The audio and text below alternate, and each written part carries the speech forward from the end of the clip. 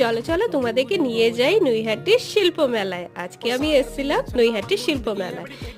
এইখানে এত স্টলস বসেছে, দেখে তো কিন্তু খুবই ভালো লাগছিল, সবই একদম হাতের কাজ। এই দোকানটা দেখো পুরো কাঠের জিনিস বিক্রি করছিল, দেখে খুবই ভালো লাগছিল। প্রচন্ড ভিড় ছিল সেদিন। আর আমার বোন চলে গেল নবদ্বীপের ক্ষীর দই কিনতে, খুবই টেস্টি ছিল। মেলাটা খুবই বড় ছিল, এখানে টাটা মোটরস এর অ্যাড ছিল, তাই এই গাড়িটা ছিল।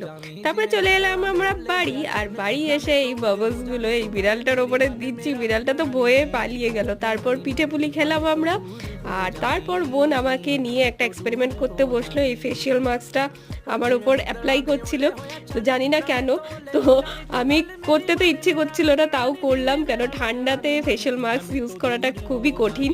পুরো মুখ ঠান্ডা হয়ে গেছিল আমার। জানি না কতটা গ্লোয়িং হয়েছে স্কিন, কিন্তু বেশ ভালোই লাগছিল, একটা রিফ্রেশ ব্যাপার ছিল। কমেন্টে তোমরা জানিও তো কেমন লাগছে আমাকে।